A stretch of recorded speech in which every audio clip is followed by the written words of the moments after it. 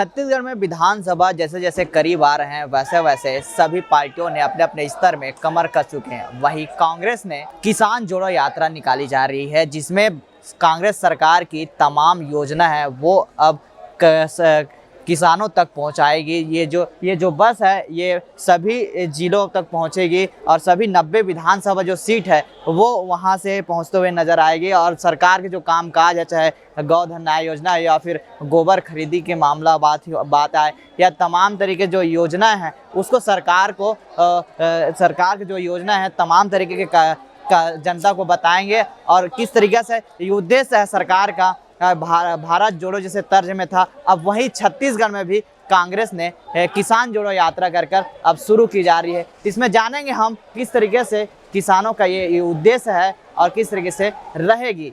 बघेल ने हरी झंडी दिखा दी है। अब तमाम तरीके के अब जो किसान है वो अब ये बस रवाना होने जा रही है धीरे। आपको मैं सीधे अब किसानों से बातचीत करेंगे किस प्रकार से, हमारे साथ किसान भी है उनसे ही जानेंगे किस तरीके से ये उद्देश्य। किसान कांग्रेस के एक कार्यकर्ता जाके मुख्यमंत्री द्वारा जो भी योजना है उनको बताना, किसानों को जोड़ना, सही जानकारी देना, ये मेन उद्देश्य है। और हम लोग कल माँ दंतेश्वरी को पूजा अर्चना करने के बाद हम लोग ये यात्रा प्रारंभ करेंगे। कहाँ जाएगी ये योजना? पूरे ये योजना छत्तीसगढ़ के 90 विधानसभा में जाएगी, एक एक विधानसभा में। सरकार के किन किन योजनाओं को बताएंगे आप? जो भी योजना है किसानों के, जैसे आप देख रहे हैं किसानों को सबसे महंगा धान खरीदी हो रही है पूरे भारत में, छत्तीसगढ़ में बोनस मिल रहा है, वो लाभ से लोग वंचित ना हो जाए, ये जानकारी दिया जाएगा। जाहिर सी बात है जो कांग्रेस सरकार की जो योजना है वो तमाम तरीके के योजना के अनुसार ये पूरी तरह से वहां जाएंगे और सरकार की योजना को वहां बताएंगे और तमाम तरीके किसान हैं वो नजर आएंगे, वहां बताएंगे। सभी विधानसभा जो